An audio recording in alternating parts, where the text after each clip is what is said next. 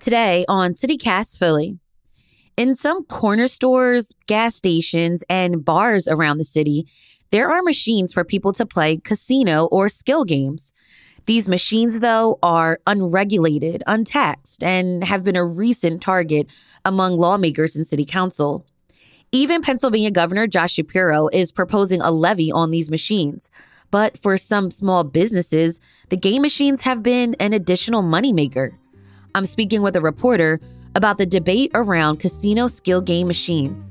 It's Monday, March 18th. I'm Trinae Nuri, and here's what Philly's talking about.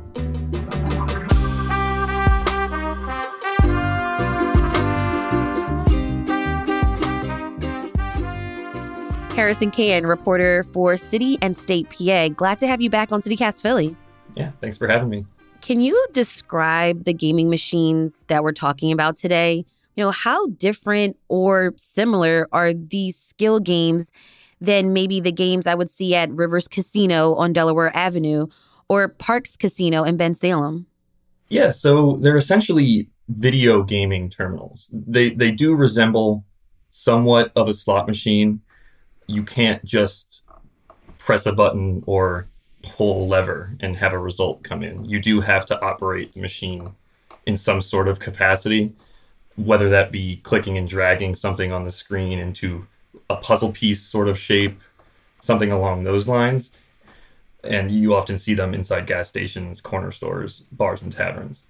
A lot of them are $1 buy-ins, and they come with the name Kiss Me, I'm Irish, Piggy's Big Break, or Luck or Luxury. So they are kind of giving that message of pay a little, win big. So Harrison, last month, City Council's Committee on Public Safety held a public hearing on these casino-style games or skill games and approved an ordinance prohibiting digital slot machines. Why did the committee take up this issue in the first place?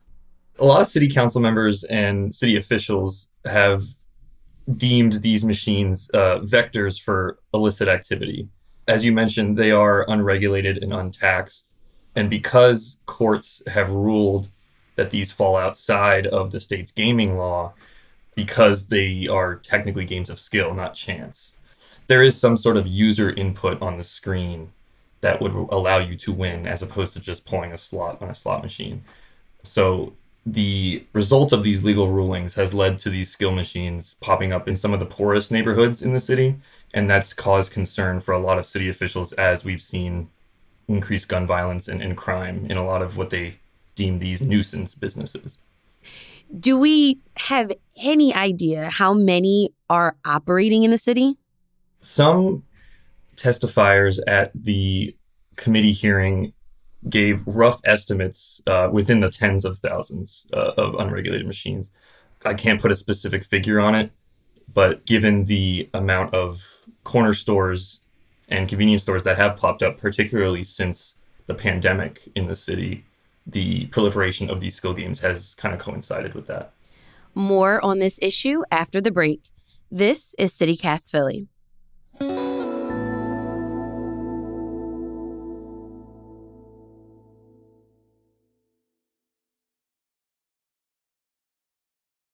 Okay, Harrison, going back to that city council hearing, we have a clip of Police Commissioner Kevin Bethel raising some safety concerns about these skill game machines. Here's what he said. For somebody who's been in law enforcement for 38 years, I've watched the devastating impact that we've had, whether it be alcohol introduced into our communities as relates to stop and goes, whether it be the other gambling machines that we had in there, slot machines that we would see in our space. We also have looked at the drugs that have come into our community, particularly when we have these corner stores, as you indicated, have been a gathering spot and oftentimes has led to a significant level of violence in those locations. Now, Harrison, is there any reporting on if it's actually true, if crime has increased because of these casino-style games?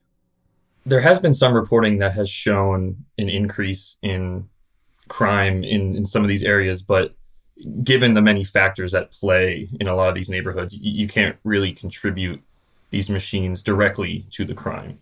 But at the same time, officials still see it as an area in which a lot of people either congregate, loiter, or end up waiting outside of a corner store, anticipating tracking down someone that might have just hit it big.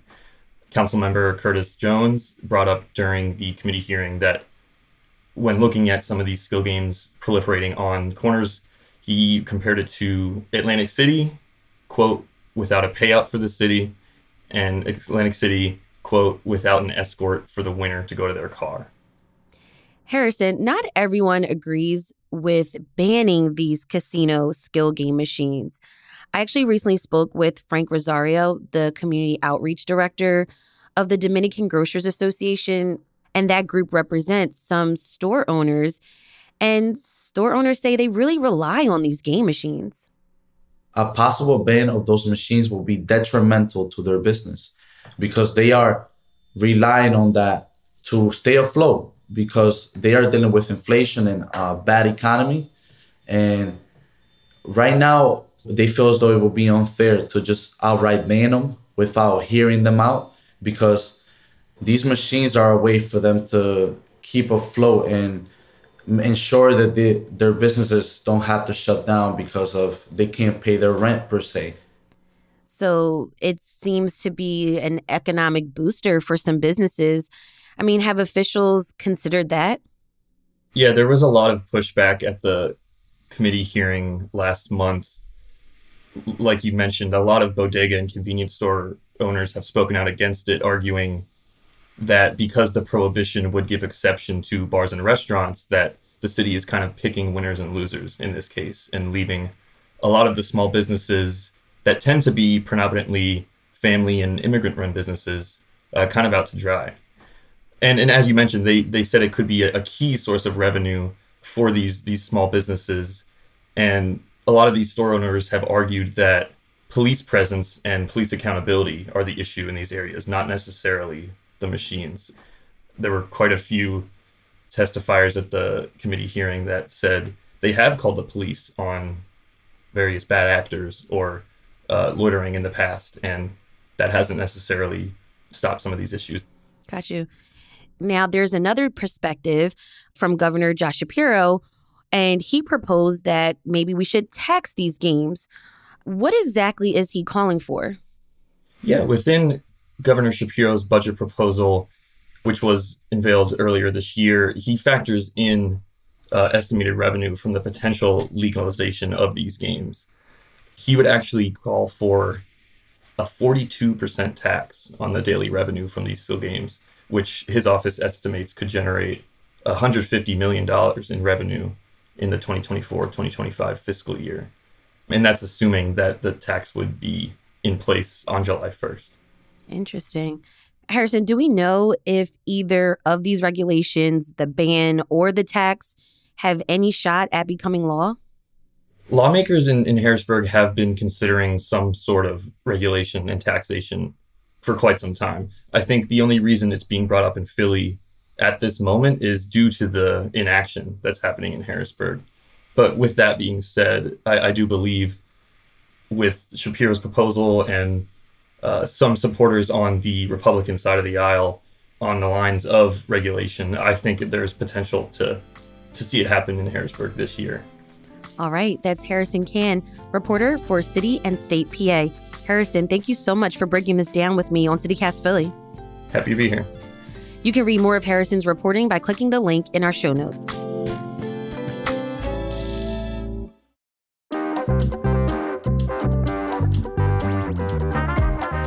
That's all for today here on CityCast Philly. Let us know what you think of this episode. Rate the show, leave us a review, and hit that subscribe button. Be sure to sign up for our morning newsletter, Hey Philly, to learn more about what else Philly's talking about. We'll be back tomorrow morning with more news from around the city. Bye.